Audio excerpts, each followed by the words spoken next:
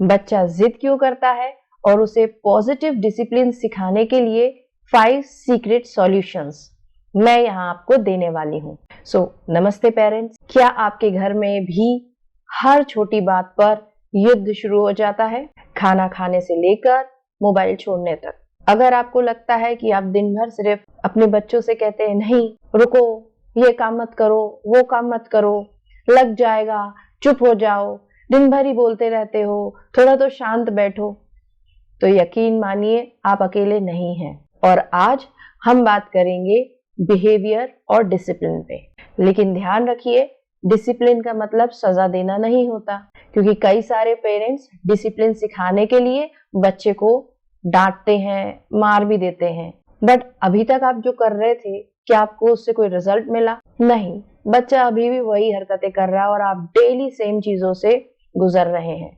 तो सही रास्ता क्या है? तो आज मैं आपको 5 ऐसे सिंपल सॉल्यूशंस दूंगी जो आपके घर का माहौल बदल देगा। तो आइए जानते हैं। सबसे पहली चीज, point number 1, connection before correction.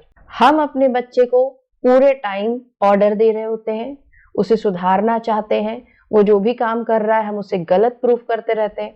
हमेशा हम चाहते हैं कि मैं जो बोल रही हूँ वही वो सुनता रहे, जैसा मैंने ऑर्डर दिया सेम टू सेम चीजों को वो फॉलो करे। सो फ्रेंड्स, बच्चा मशीन नहीं है, वो आपकी ऑर्डर नहीं फॉलो करने वाला, उसके अंदर भी इमोशंस हैं। सबसे पहली चीज, जरूरी बात, आपको उसके साथ कनेक्शन बिठाना पड़ेगा। That is connection before correction. सोचिए, अगर आपका बॉस आप पर हर वक्त चिल्लाए तो क्या आप उनकी बात सुनना चाहेंगे? नहीं ना। बच्चों के साथ भी तो वही होता है। जब भी बच्चा बदतमीजी करे तो समझिए उसके पीछे कोई बुरा एहसास है। हो सकता है भूखा हो सकता है आपका अटेंशन चाहिए इसीलिए जोर जोर से चिल्ला रहा है, या कुछ ऐसी हरकतें कर रहा है कि आप उसकी तरफ ध्यान दें। तो जब भी अगली बार वो जिद करे, चिल्लाए, तो आपको उनके लेवल पर जाकर बात करनी है, उनको शांत करना है, उनकी आंखों में देखना है और प्यार से इतना कहना है कि मैं समझ सकती हूँ कि आप अभी गुस्से में हो। जब बच्चे को लगेगा कि आपने उसकी फीलिंग अंडरस्टूड कर ली है तो उसका गुस्सा अपने आप कम हो जाता है। अरे जरा रुकिए, क्या आप ये वीडियो देखते वक्त अपने बच्चे की कल वाली गलती के बारे में सोच रहे हैं? तो रिलैक्स कीजिए, क्योंकि पेरेंटिंग कोई रेस नहीं है और आज का दिन एक नया मौका है सब कुछ ठीक करने का।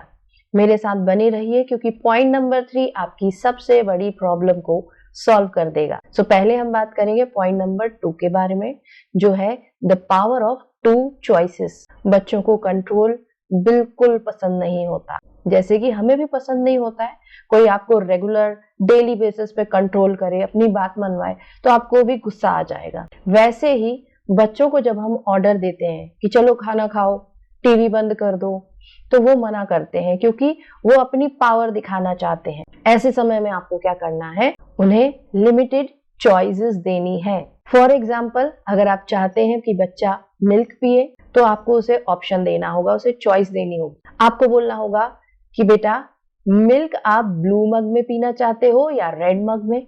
तब चॉइस बच्चे की होगी, लेकिन पी क्या रहा होगा वो मिल्क जो आप उसे देना चाहते थे। इससे बच्चे को क्या लगता है कि उनकी बात मानी जा रही है और उनका पावर स्ट्रगल खत्म होता है। अब उन्हें लगता है कि यस, मेरी भी कोई आइडेंटिटी है। चलिए आइए अब हम बात करते हैं पॉइंट नंबर 3 के बारे में, और ये है लॉजिकल कॉन्सिक्वेंसेस। मतलब आज से अब आपको बच्चे को सजा नहीं देनी है, उसको सीख देना है कि आप जो भी चीजें बोल रहे हैं उसके पीछे क्या रिजल्ट उसको मिल सकता है। तो अगर बच्चा खाना ना खा रहा हो तो अब आपको उसे डांटना नहीं है, बल्कि उसका कॉन्सिक्वेंस उसे समझाना है कि बेटा अगर आप खाना नहीं खाओगे तो आप में एनर्जी कैसे आएगी, आप स्ट्रांग कैसे बनोगे, फिर आप इतने सारे स्पोर्ट्स को कैसे खेल पाओगे। अगर आप खाना खाओगे, टाइम पे खाओगे, तो आप स्ट्रांग बनोगे और ढेर सारा स्पोर्ट्स खेल पाओगे और इंजॉय कर पाओगे। तो यहाँ से बच्चे को कॉन्सिक्वेंस का पता होगा और वो अपने आप खाना खाने बैठ जाएगा। और अब बात करते हैं पॉइंट नंबर 4 की, जिसमें की है एप्रिसिएशन। बच्चे ने जो भी छोटी चीज की है, उस हर छोटी चीज के लिए उसे एप्रिशिएट करना है। हम अपने बच्चे को कब नोटिस करते हैं? जब वो बहुत शैतानी कर रहे होते हैं, जब वो आपकी बात नहीं मान रहे होते हैं, जब आपको लगता है कि वो डिसिप्लिन फॉलो नहीं कर रहे, और जब वो चुपचाप बैठकर खेल रहे होते हैं तो हम अपने काम में लग जाते हैं। तो बच्चों को लगता है कि मेरी मम्मा तभी अटेंशन देगी या घर का कोई भी पर्सन तभी अटेंशन देगा जब वो कोई शैतानी करेगा। तो उसके माइंड में फिक्स हो जाता है कि अटेंशन चाहिए तो शैतानी तो करनी पड़ेगी। लेकिन ऐसी कंडीशन में अब आपको उल्टा करना है। अब जब बच्चा कोई भी छोटा सा काम भी अच्छा कर देता है तो अब आपको उसकी तारीफ करनी है। फॉर एग्जाम्पल, अगर बच्चे ने खाना खाया है और वो अपनी प्लेट को सही जगह पर रख कर आया है, तब भी आपको तारीफ करनी चाहिए। वाओ, आपने कितनी मेहनत से अपना रूम साफ किया है। ऐसे पॉजिटिव बातें उसके साथ आपको करनी है। जब भी आप बच्चे को अप्रिशिएट करेंगे तो वो और अच्छा काम करने की कोशिश करेगा, और जब भी आप उसको डांटते रहेंगे तो आप उसके दुश्मन की तरह बन जाएंगे। सो बच्चों से अपना काम करवाने के लिए पहले उनको अप्रिशिएट करना भी बहुत जरूरी होता है। और अब बात कर लेते हैं पॉइंट नंबर 5 की, जो कि है लीड बाय एग्जाम्पल। आपने एक बात तो कई बार सुनी होगी कि बच्चे वो नहीं करते जो हम कहते हैं, बच्चे वो करते हैं जो हम करते हैं। अगर आपकी ही हैबिट है कि फ्री टाइम को आप यूटिलाइज फोन में कर रहे हैं, तो बच्चा ये देख रहा है कि यस, मैं अगर फ्री हूं तो मुझे भी मोबाइल ही देखना है, मोबाइल नहीं तो टीवी देखना है। सो ऐसी कंडीशन में आपको क्या करना है, अपने बच्चे के लिए एक रोल मॉडल बनना है, रोलर मॉडल नहीं। आपको ऐसा काम करना है कि बच्चे आपको फॉलो करें, ना कि आप उन्हें डांट डांट के अपने हिसाब से चलाएं। अगर आप गुस्से में चिल्लाते हैं तो वो भी वही सीखेगा, और अगर आप पेशेंस दिखाते हैं तो वो पेशेंस सीखेगा। देखिए, ये बात कैसी है कि हमारी कथनी और हमारी करनी में ही डिफरेंस है। हम बच्चे को कुछ और कह रहे हैं लेकिन हम कुछ और ही कर रहे हैं। हम चाहते हैं कि बच्चा पढ़ाई करे लेकिन हम फ्री टाइम में टीवी देख रहे हैं। हम चाहते हैं बच्चा डिसिप्लिन्ड हो लेकिन हमारा ही पूरे डे का कोई शेड्यूल नहीं है, कोई डिसिप्लिन नहीं है। तो सिंपल सी चीज, जो आप कर रहे हैं वही वो करेगा। तो आप अगर चाहते हैं बच्चा रीडिंग करे तो आपको भी उसके सामने फ्री टाइम में पहले रीडिंग करनी होगी। आप अगर चाहते हैं बच्चा मॉर्निंग में जल्दी उठे तो आपको भी मॉर्निंग में जल्दी ही उठना पड़ेगा।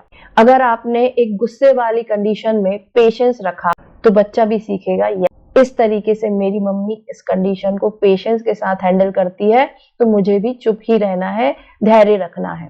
सो फ्रेंड्स, आई होप आपको ये चीजें समझ में आई होंगी। और पेरेंट्स, मैं आपको बता दूं कि पेरेंटिंग कोई परफेक्ट साइंस नहीं है। हम सब गलती करते हैं, बट जरूरी ये है कि हम हर रोज थोड़ा थोड़ा बेहतर बनने की कोशिश करें। पेरेंटिंग पूरे जीवन भर चलने वाली एक प्रोसेस है।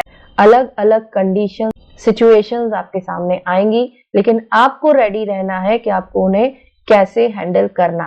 और ये जो 5 पॉइंट्स मैंने आपके साथ डिस्कस किए हैं, इनमें से कौन सा पॉइंट आपको सबसे मुश्किल लग रहा है वो कमेंट में लिखकर जरूर बताएं।